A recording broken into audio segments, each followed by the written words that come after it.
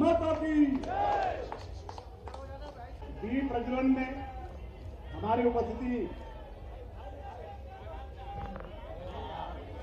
बोले भारत माता की। इसके पश्चात देश से शर्मा जी और मंच पर उपस्थित सभी विशिष्टजन, मैं इंदौर की धरती पर एक नया इतिहास लिखा जा रहा है। इस पूरे आयोजन के सूत्रधार हमारे अपने नगर जिला अध्यक्ष सुमित मिश्रा जी, जोरदार ताली बजा करके बहुत मेहनत की सुमित ने, और महापौर जी, सभी के लिए मंच पर बैठे सभी हमारे वरिष्ठ नेतागण और आप सब। आजादी के बाद एक ऐसे विराट व्यक्तित्व को स्मरण करने के लिए, आजादी के पहले जिन जिन महापुरुषों ने बड़ा योगदान दिया, आजादी के पहले महात्मा गांधी जी के साथ कदम से कदम मिला करके सरदार वल्लभ भाई पटेल, नेताजी सुभाष चंद्र बोस, लंबी मालिका, इतना बड़ा व्यक्तित्व सरदार वल्लभ भाई पटेल का, जो स्वयं पीएम के उस समय बहुत सहजता के साथ पूरे देश को स्वीकार होते, लेकिन विनम्रता के साथ महात्मा गांधी जी चर्चा में अपने को पीछे रख करके अपने से कम आयु के व्यक्ति को प्रधानमंत्री बनाकर भविष्य में इस देश का नेतृत्व कैसा हो, भविष्य में देश मजबूत कैसा हो, कितने प्रकार का उनने योगदान दिया, और अपना खुद का मान पीछे रखते हुए अद्वितीय योगदान देकर के जिनने कदम बढ़ाया। केवल 1, 2, 3, 4 ऐसी बड़ी बड़ी बातें छोड़ दो, वैसे तो उनके जीवन के इतने पृष्ठ हैं। सरदार वल्लभ भाई पटेल, जिन्होंने न केवल 600 रियासतों का विलीनीकरण कराया, वास्तव में सरदार वल्लभ भाई पटेल के माध्यम से इतनी सौगातें, जैसे वर्तमान के हमारे पूरे देश के अंदर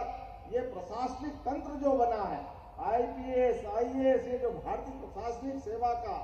तंत्र है, जो अंदर से लोकतंत्र को मजबूत करता है, ये पूरी ताकत अगर दिलाने का किसी ने काम किया है, नेहरू जी के मंत्रिमंडल के उप प्रधानमंत्री, लेकिन अद्वितीय व्यक्तित्व के धनी, जोरदार अभिनंदन सरदार वल्लभ भाई पटेल के कारण से हुआ है।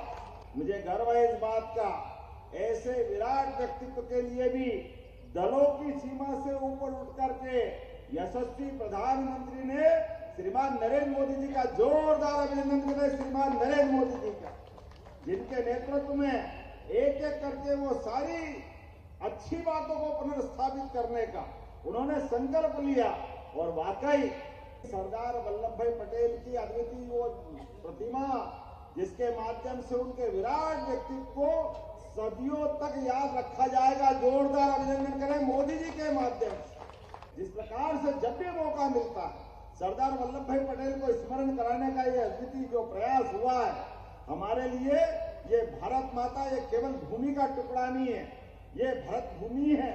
ये पुण्य भूमि है, और ये सस्य श्यामला साक्षात जगदम्बा,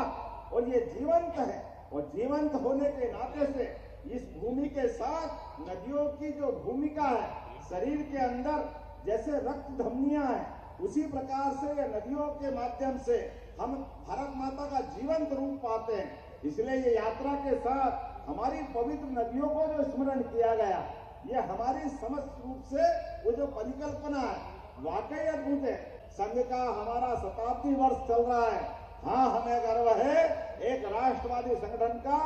पवित्र उद्भव 100 साल पहले डॉक्टर केशव बलिराम हेडगेवार के माध्यम से नागपुर से हुआ है। ऐसे पवित्र धाम से ये यात्रा प्रारंभ होकर के एक देशभक्त व्यक्तित्व को याद करती हुई उनकी 150वीं जयंती मनाने जा रही है। आइए हम सब सभी यात्रियों का मध्य प्रदेश सरकार की ओर से मैं आपका वंदन करता हूं, अभिनंदन करता हूं, और आपके अंदर वो जो पवित्र संकल्प है, आपके माध्यम से पूरा देश उस संकल्प को दोहराएगा कि दुनिया की कोई भी ताकत भारत के तरफ गलत निगाह से देख नहीं सकेगी। इस देश की युवा पीढ़ी ऐसे महापुरुष को सदैव याद करती रहेगी। ऐसे संकल्प के साथ बढ़ने वाली यात्रा और थामा हुआ तिरंगा, ये योग्य नेतृत्व प्रधानमंत्री नरेंद्र मोदी के नेतृत्व में